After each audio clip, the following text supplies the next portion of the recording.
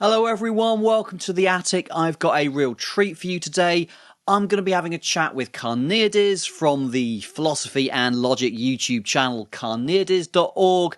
I'm going to be having a chat with him, about the channel, and about his brand new book, Are All Lives Equal? So if that sounds good to you, do me a favour before we get going, hit that thumbs up button, you can subscribe to the channel and hit the bell icon to get updates. Okay, great. So the first thing I wanted to ask was just a bit about you. So if you could maybe tell me a bit about your background and kind of what drew you to philosophy in the first place. I remember, I think the first time I stepped into a philosophy classroom and heard some of the things that were being talked about, I had the realization that these were ideas and issues that I had thought about my entire life, but had never realized there was a professional place to study them, that there was a group of people that were interested in these things, that were studying and engaging with epistemic ideas, with ideas about ethics in kind of a professional academic way. And so I really fell in love with philosophy and felt like it was something that I had been thinking about my whole life, but hadn't had an opportunity to engage with and hadn't even known it was out there as such. I work in international development, so I have worked in a number of developing countries around the world. I've worked for the Gates Foundation, doing some work with some of their surveying work that they've done, as well as some of the writing some policy papers for them. I've worked on projects with the World Bank. I've worked for a number of different agencies within the U.S. government that are working on some of these issues.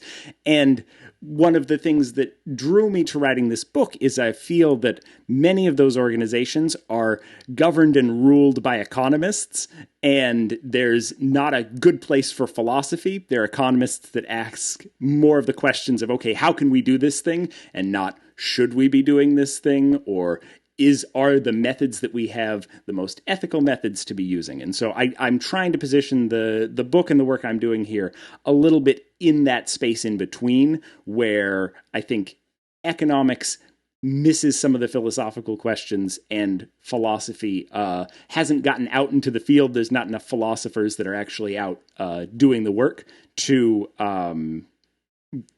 connect. So that's a little bit of my background and a little bit why I'm trying to marry these two disciplines and get them to at least talk to each other. That's really interesting because, as an academic philosopher, I'm always, pushing the idea that philosophy is super important out there in the world, practically as well as academically. But in some ways, I don't really get to see much of that firsthand. So having someone talk about the benefits and the uses of philosophy out there in the real world, that's super interesting. So I just wanted to ask you a little bit about about the channel, right? Because this is one of the big, philosophy channels out there. You've been going something like 9 years. You've got 120,000 subscribers.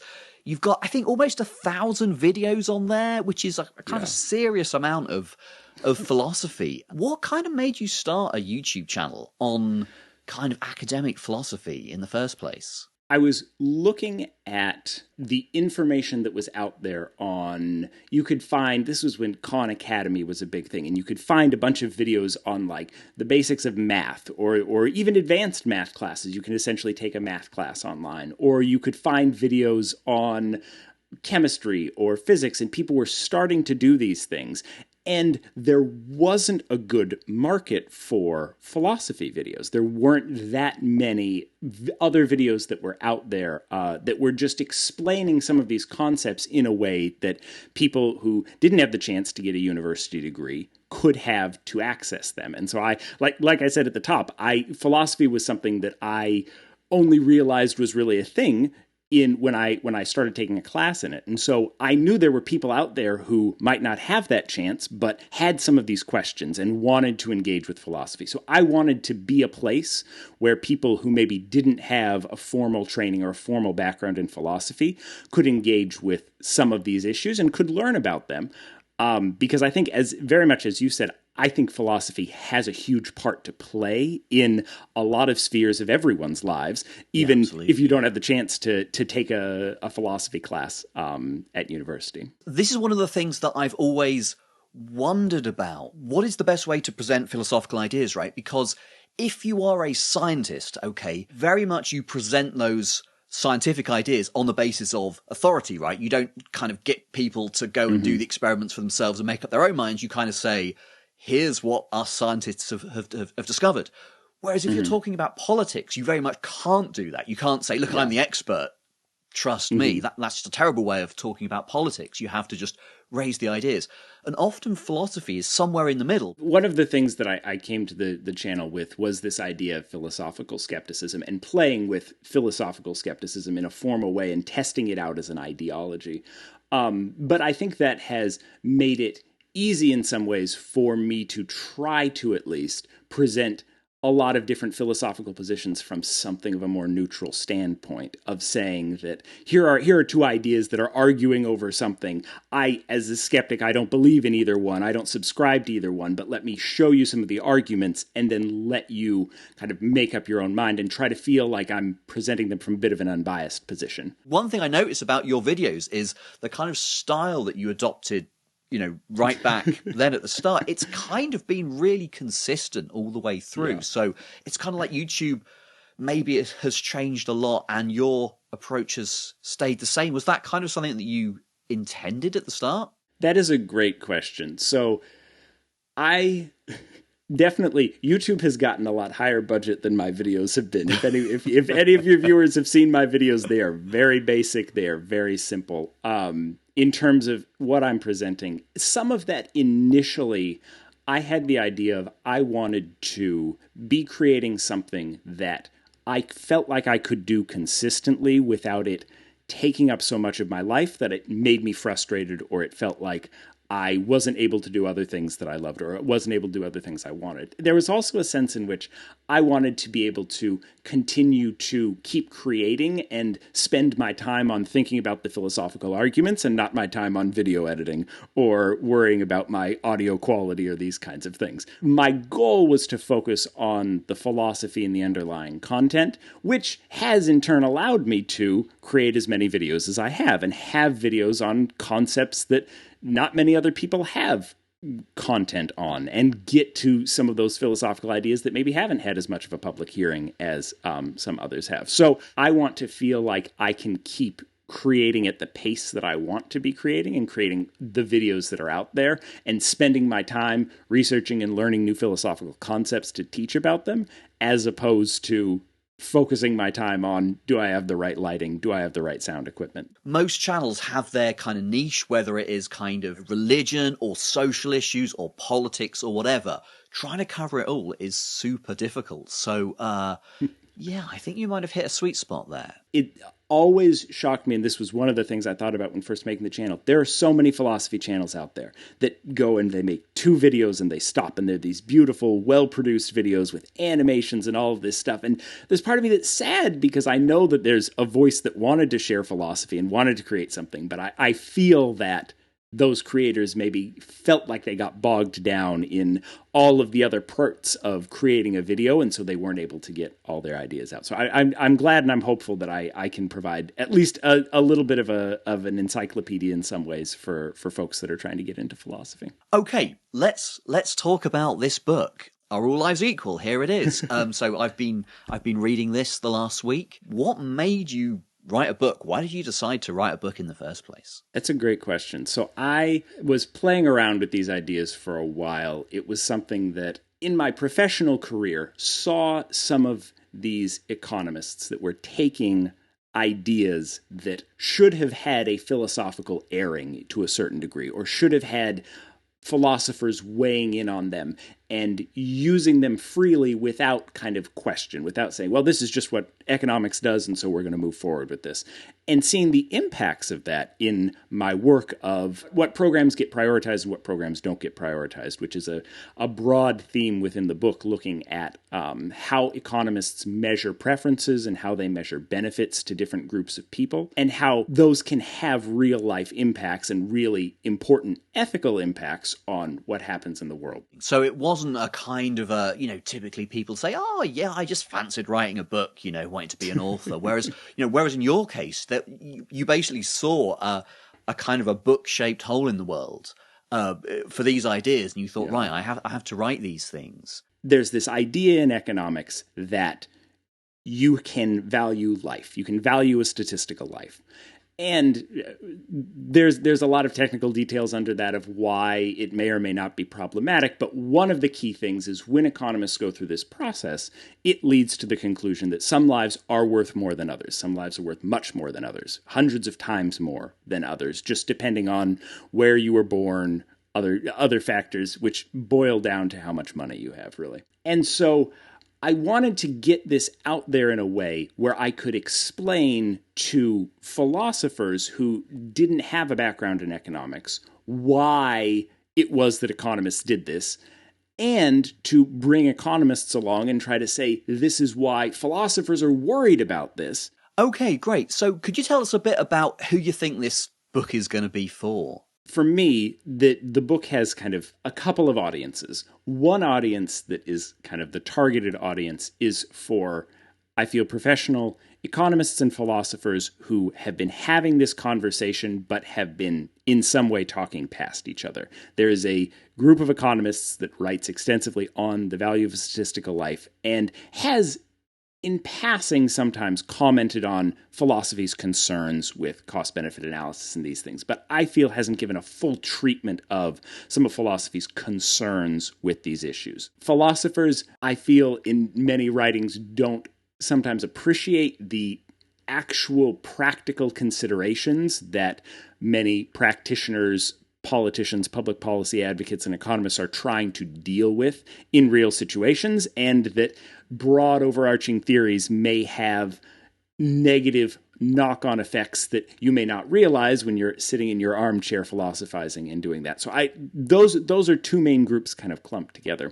I think there's another group which is a broader audience of people that enjoy or are interested in philosophy and economics, and to kind of bring them into a bit of this conversation and engage them. There is stuff there about the way economics works. There is stuff there that requires us to go through thought experiments and look at some data, but it's not super technical or mathsy or anything like that. Really, the book's just asking you to engage with ideas. It felt to me very much like a book that's written for a popular audience. You know, if you have engaged with some philosophy in the past, you've definitely got the background for reading this. That was definitely the aim. A popular audience is one audience that I'm hoping to capture with this, and hoping that it will be engaging and that the economics will be explained clearly enough. You know, when I pick up economics research papers to read, as I do, you know, infrequently, but sometimes, it's not so much the numbers that are confusing. It's more like, I don't really get what they're trying to do here. They're not presenting me with an argument, but it's not just a calculation. It's something else. And that comes across quite nicely in the book. The kind of interplay between, I guess, cost-benefit analysis and public decision-making, how we have to have ways to, you know, compare things which on the face of it might not be comparable, so that we can have fair and transparent public decision-making. I mean, that seems like quite a powerful philosophical argument in favor of that kind of methodology. Definitely. I feel one of the reasons that I wanted to write the book is I feel frustrated because I do think that the, legacy of utilitarianism is alive and well in many ways in economics departments and in cost-benefit analysis of actually counting up.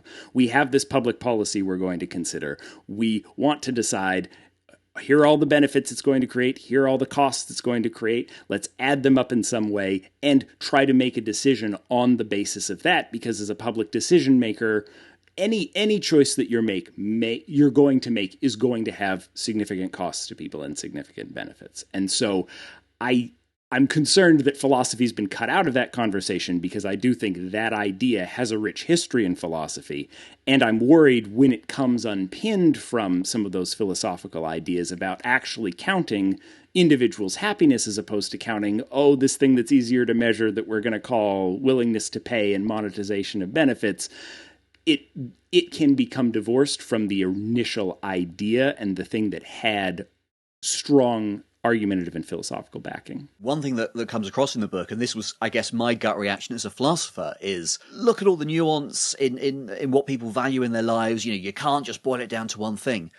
One point that you bring out here really clearly is that, that might be true in a philosophical analysis, but what we need here is some practical way that organizations, that governments, that politicians can actually go about making fair and transparent decisions. So philosophers coming in and saying, oh, there are all these complicated variables and theories, that might not be the most helpful thing for kind of people working in economics, public policy, international development. Totally. And that is, I think, the biggest criticism that I have of some of the philosophers that I engage with in there is I think there is a desire in philosophy to say, oh, let's just take this back to the individuals that are affected by it. We'll sit them down in a room. We'll have a discussion. We'll engage in deliberative democracy, and a good result will come out. People, when they sit down about it, they'll realize that these lives are more important than these other things. And practically, I think that ends up with a system that ends up being less transparent. It ends up being less based on data. It ends up excluding experts that might know the actual impacts or be aware of the actual impacts of a policy. But that doesn't mean we should throw out the philosopher's concerns. It just means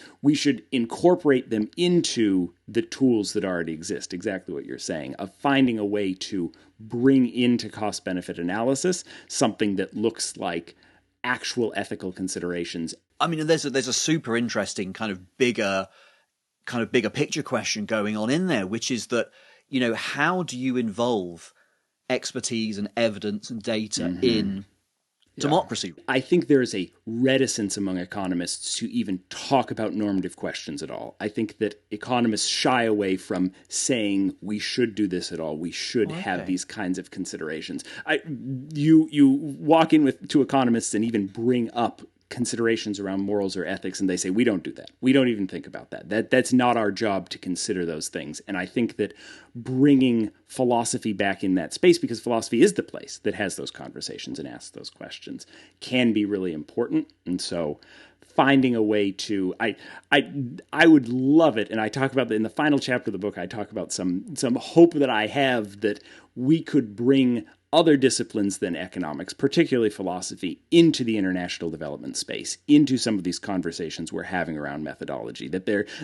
I'm not the only person with any background in philosophy in the room raising these concerns, because they've done a number of studies, and by far the people that are concerned about development and public policy and all of these things, almost all of them are economists, and they're bringing a certain lens and a certain background. That's not to say it's a bad background. It's to say that it's a background that only looks at one set of questions, and so trying to widen the scope to pick up more of those questions, I think could be helpful and could get us to a better place in a lot of these decisions. Yeah, I mean, you have this section at the end of the book where you say, you know, let philosophers in, and it's very much got the feel of, you know, it's not, oh, as philosophers, we've got all the answers. You need to listen to us. It's more just let philosophers into these debates, because at the moment they're kind of excluded, and it seems to be run, purely by economics. Yeah, it can lead to a certain level of groupthink, or it can lead to a certain level of the assumptions that everyone knows are baked into economics. We're going to hold on to those because that's what we've built this discipline on, and so we have to carry those forward. And so you don't have people like, and I think philosophers are the perfect discipline to be positioned to question some of those underlying assumptions and some of those questions of what are we building this entire structure out of, and are there things we can tweak in there to make it fairer, to make it more ethical? So I wanted to ask you briefly about speeding tickets in Finland. This is one of the examples that you use. So the idea is that a speeding ticket in Finland, it's not a fixed charge. How much you have to pay if you get caught speeding depends on your income. The more you earn, the more you pay. That seems like such a great system, because as a deterrent, obviously, if it's a fixed amount, the richer you are, it's less of a deterrent. So scaling the penalty with what you earn kind of keeps the level of deterrent the same. You know, that's basically the model for your development of the percentage way of evaluating statistical lives. How come these ideas haven't been out there already? Because it's like, once you mention it, you kind of think, well, yeah, why wouldn't you? So I think there's a number of answers to that question. I think that there's a deeply cynical answer, which is that at the end of the day, there's a certain amount of money that plays a role in politics, and that money doesn't want to be paying high tickets and doesn't want to be paying high taxes. And so I think that there's another answer that looks at economics and what it's trying to capture and study. And I think that economics as a field is often very effective for businesses and firms that are trying to understand the way that people behave in a market and the way that people engage with each other and the way that businesses can maximize their profit.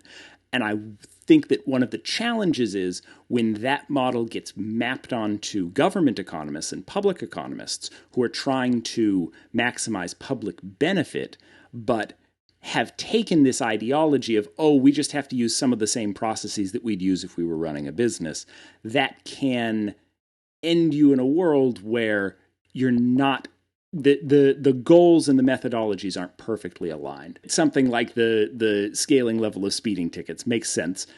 And I think it makes sense on both ends of the income spectrum, right? You have people who are insanely wealthy and feel like they can break the law with impunity because if they get a ticket, they'll pay a small percentage of their income and get out of it.